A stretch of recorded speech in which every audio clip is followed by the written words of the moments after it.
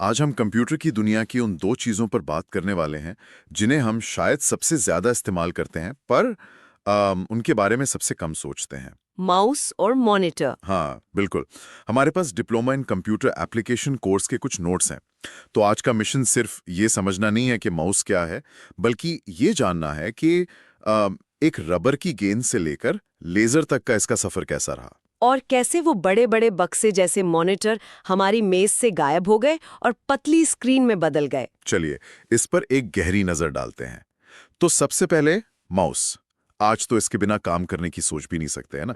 पर एक वक्त था जब सब कुछ कमांड से चलता था। बिल्कुल। और ये छोटा सा डिवाइस इतना क्रांतिकारी इसलिए बना क्योंकि इसने कंप्यूटर को एक कह सकते हैं विजुअल दुनिया दी। विजुअल दुनिया मतलब? मतलब जब ग्राफिकल यूजर इंटरफेस यानी GUI आया, जहां आइकॉन और मेन्यू दिखने लगे, तब हमें उन्हें इशारा करके चुनने के लिए कुछ चाहिए था। अच्छा, पॉइंट करने के लिए। हाँ, बिल्कुल।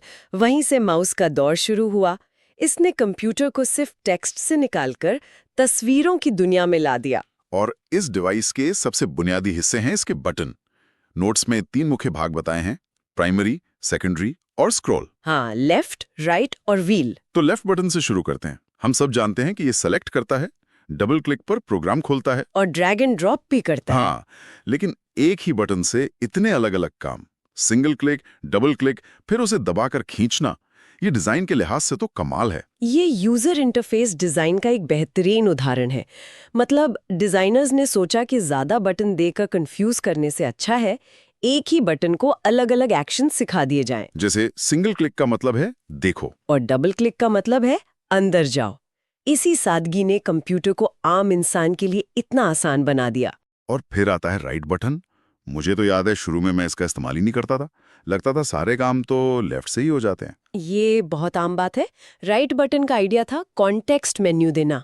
Context menu. हाँ, मतलब आप जिस चीज पर क्लिक कर रहे हैं सिर्फ उससे जुड़े ऑप्शंस दिखाना। हाँ। किसी फाइल पर राइट क्लिक करेंगे तो कॉपी डिलीट दिखेगा। और खाली डेस्कटॉप पर करेंगे तो डिस्प्ले सेटिंग्स। बिल्कुल।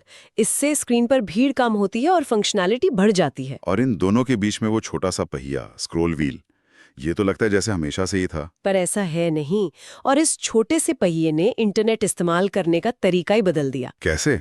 जब वेबसाइट्स और डॉक्यूमेंट्स लंबे होने लगे तो स्क्रॉल व्हील ने पेज अप और पेज डाउन बटन की जरूरत ही खत्म कर दी। बस घुमाते जाओ। सही बात है। और आज जो हम सोशल मीडिया पर इन्फिनिट स्क्रॉल देखते हैं, वो इसी की वजह से मुमकिन हुआ। टेक्नोलॉजी में शुरू से ही एक्सेसिबिलिटी का ध्यान रखा गया। एक्सेसिबिलिटी मतलब सबके लिए सुविधा। ये खास तौर पर बाएं हाथ से काम करने वाले लोगों के लिए था, ताकि वो भी माउस को आसानी से इस्तेमाल कर सकें। चलिए अब माउस के प्रकारों पर बात करते हैं। नोट्स में 3 मुख्य प्रकार हैं। पहला, मैकेनिकल माउस। अरे हाँ, वो रबर की गेंद वाला। वही। मुझे याद है माउस को उल्टा करके उसका ढक्कन खोलकर वो भारी सी गेंद निकाल के साफ करना पड़ता था। बिल्कुल, उस पे धूल जम जाती थी और फिर कर्सर अटकने लगता था। ये काम कैसे करता था वैसे? मेरा मतलब है वो गेंद कंप्यूटर को कैसे बताती थी कि कर्सर कहाँ ले जाना है? उसके अंदर 2 छोटे-छोटे रोलर्स होते थे। एक एक्स एक्सिस के लिए, मतलब दाएं बाएं की मूवमेंट, और दूसरा? वाई एक्सिस यानी ऊपर नीचे। सही। जब गेंद घूमती थी तो वो इन रोलर्स को घुमाती थी और ये रोलर्स कंप्यूटर को सिग्नल भेजते थे। लेकिन धूल जमने से या रोलर्स के घिस जाने से इसकी सटीकता मतलब प्रिसिजन बहुत कम थी। और फिर आया ऑप्टिकल माउस, जिसने सब कुछ बदल दिया। हाँ, उसमें तो कोई हिलने वाला पुर्जा ही नहीं था। तो फिर वो काम कैसे करता है? ऑप्टिकल माउस एक बहुत ही स्मार्ट तकनीक का इस्तेमाल करता है। उसके नीचे एक छोटी LED लाइट होती है जो सतह पर रोशनी फेंकती है। और एक कैमरा भी होता है ना? हाँ, एक बहुत छोटा लो रेजोल्यूशन कैमरा। ये कैमरा हर सेकंड उस सतह की हजारों तस्वीरें लेता है। हजारों? हाँ, और माउस का प्रोसेसर इन तस्वीरों की तुलना करके पता लगाता है कि माउस किस दिशा में और कितनी तेजी से हिला है। कोई बॉल नहीं, कोई रोलर नहीं। इसीलिए ये इतना सटीक होता है। बिल्कुल। और यहीं से DPI यानी डॉट्स पर इंच का कॉन्सेप्ट आया। आज तो गेमिंग माउस 20,000 DPI तक जाते हैं। और इसका अगला कदम था वायरलेस माउस, मतलब तारों से आजादी। इसके लिए एक USB डोंगल लगाना पड़ता है। हाँ, और एक और बात है, बैटरी। सही कहा। आपको केबल से आजादी तो मिली, लेकिन बैटरी चार्ज करने या बदलने की एक नई जिम्मेदारी मिल गई। टेक्नोलॉजी में हमेशा एक ट्रेड ऑफ होता है। तो ये थी माउस की कहानी। अब इनपुट तो हो गया, पर इसका नतीजा हम कहाँ देखते हैं? मॉनिटर पर। बिल्कुल। इनपुट के बाद आउटपुट का माध्यम। मॉनिटर असल में कंप्यूटर के अंदर झांकने वाली हमारी खिड़की है। नोट्स में इसे VDU यानी वर्चुअल डिस्प्ले यूनिट भी कहा गया है। हाँ, और इसमें सॉफ्ट कॉपी शब्द का भी इस्तेमाल हुआ है। सॉफ्ट कॉपी और हार्ड कॉपी, ये क्या होता है? ये एक बहुत जरूरी कॉन्सेप्ट है। स्क्रीन पर जो कुछ भी दिख रहा है, टेक्स्ट, इमेज, वो सॉफ्ट कॉपी है।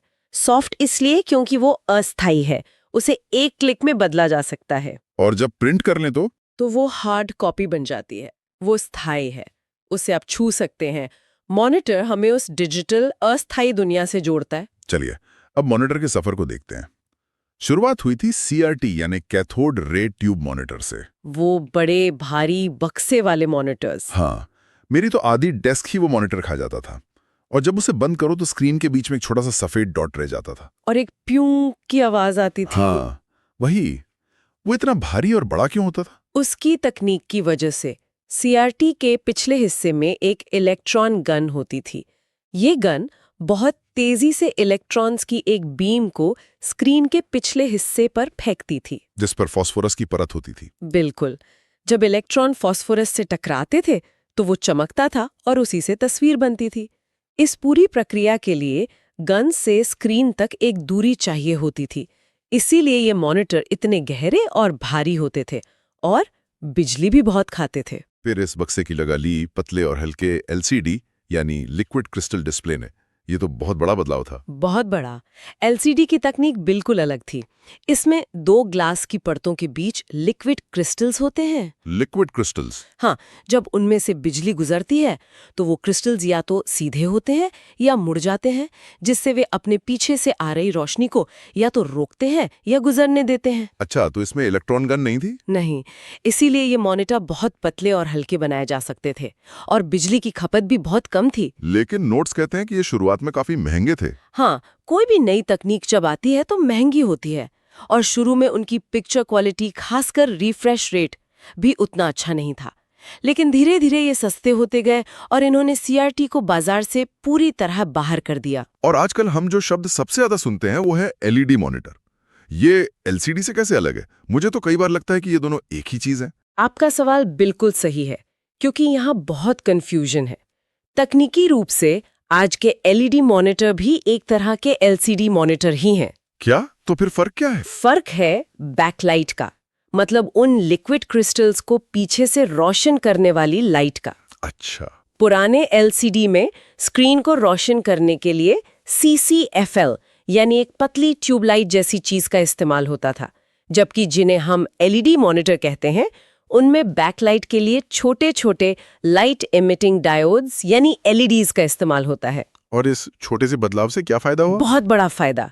LEDs बहुत छोटे होते हैं तो मॉनिटर और भी पतले हो गए, वे बिजली बहुत कम खाते हैं, और सबसे बड़ा फायदा है पिक्चर क्वालिटी में। वो कैसे? LEDs को बहुत सटीक तरीके से कंट्रोल किया जा सकता है, जिससे हमें बेहतर कॉन्ट्रास्ट मिलता है। मतलब काले रंग ज्यादा गहरे और बाकी रंग ज्यादा चटकीले दिखते हैं।